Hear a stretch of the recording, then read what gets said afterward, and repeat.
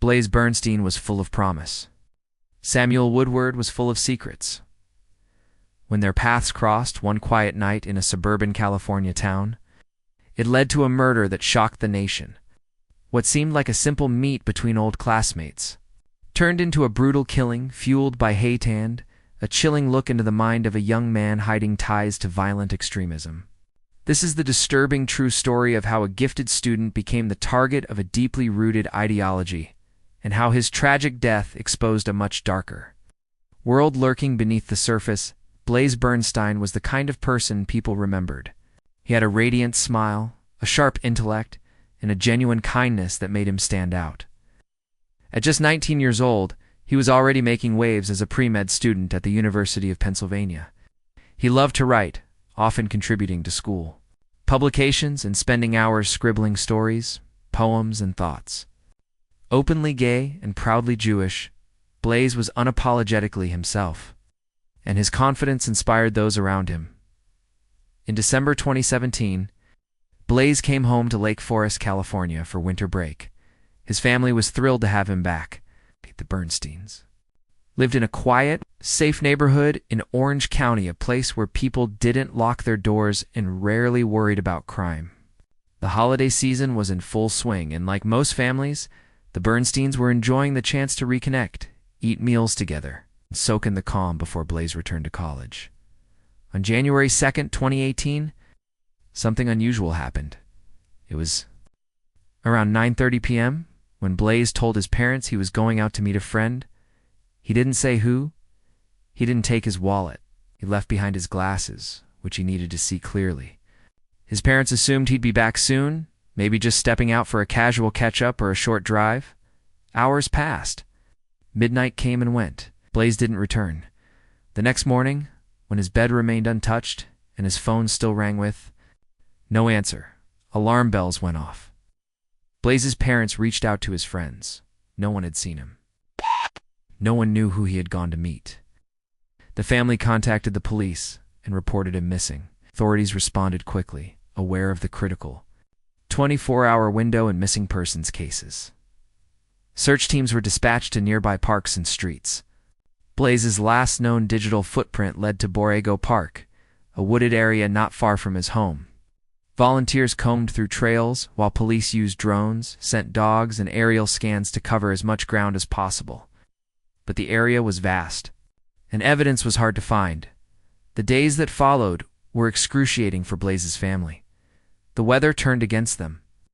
Heavy rain fell across the area, flooding parts of the park and potentially washing away valuable clues.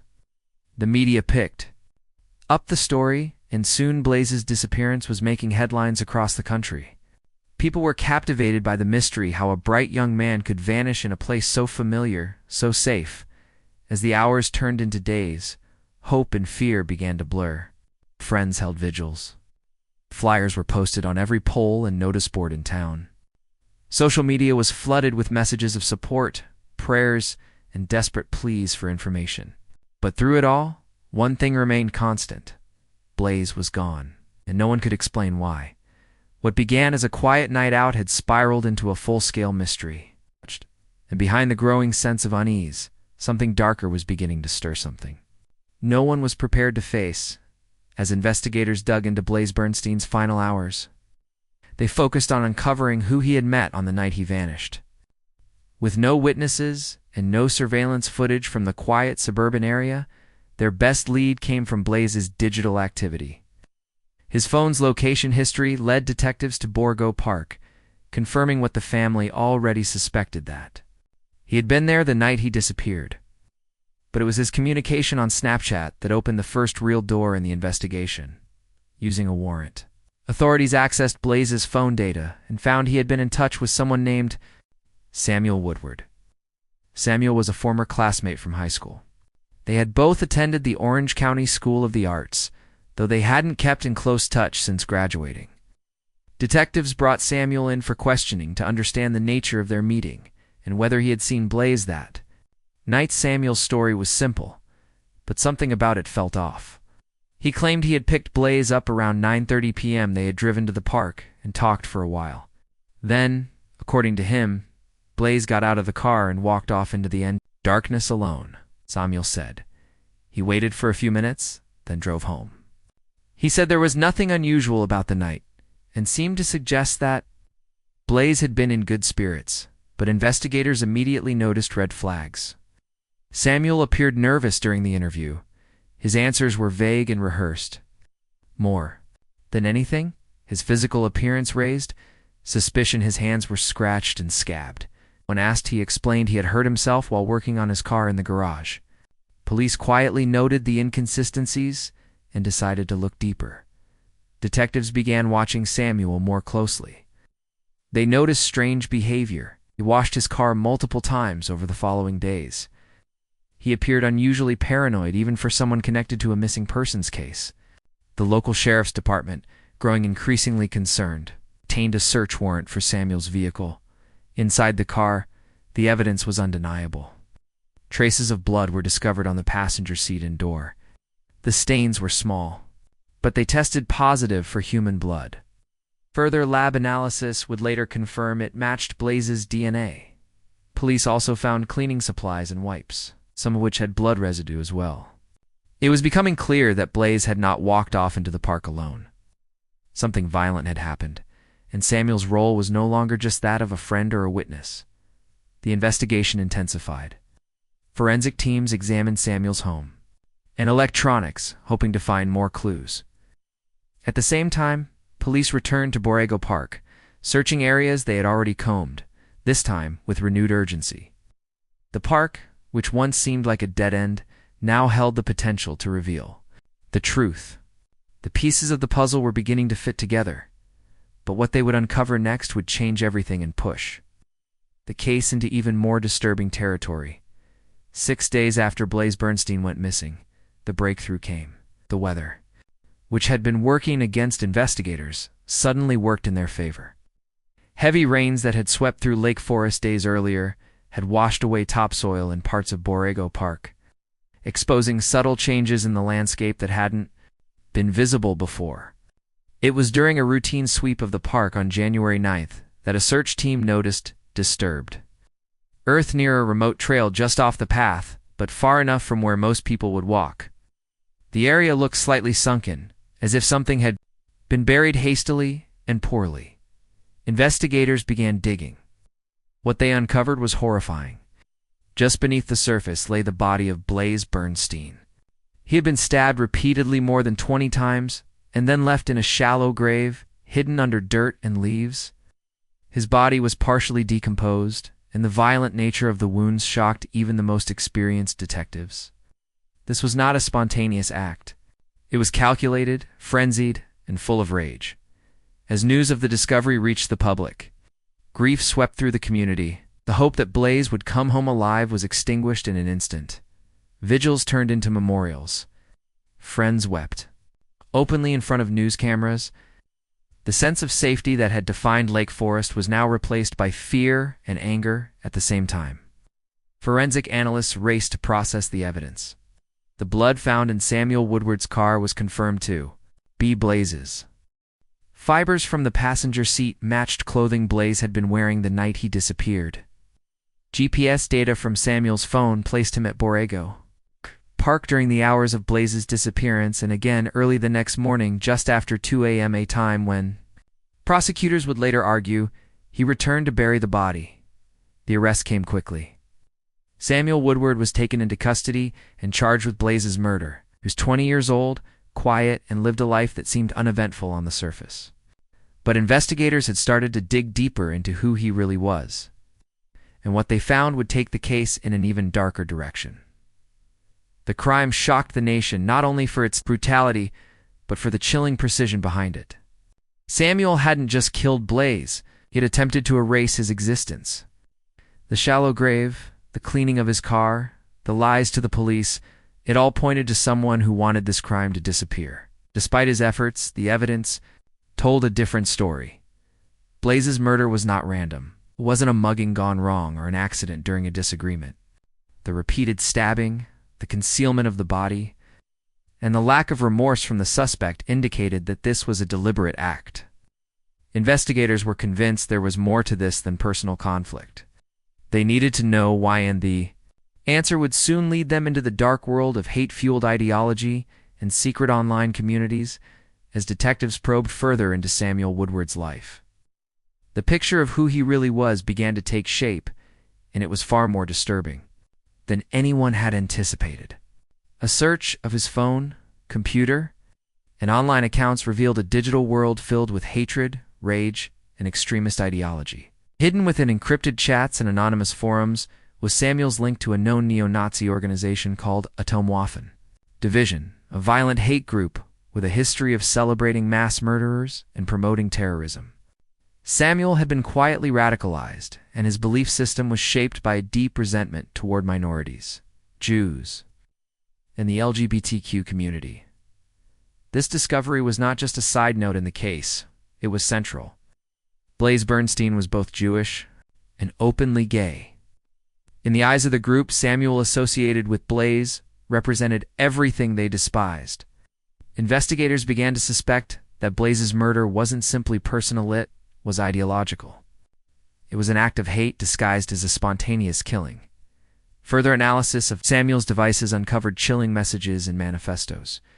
He had written about the need to take violent action, referenced disturbing ideologies, and shared coded language common in white supremacist circles.